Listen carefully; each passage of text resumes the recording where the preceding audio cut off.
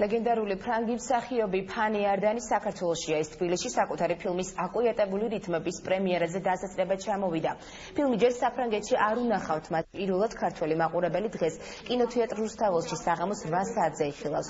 ფილმის რეჟისორი თავად ფანი არდანია, მისი მასპინძელი ეროვნული კინოცენტრი, ფრანგული ინსტიტუტი და კულტურის სამინისტროა. პრემიერამდე ფანი არდანი მარჯანიშვილის თეატრში მსახიობებს მასტერ-კლასს ჩაუტარებს. ამ წუთებში კი ფრანგი მსახიობი კულტურის მინისტრ გურამ მოდიშარიას ხვდება.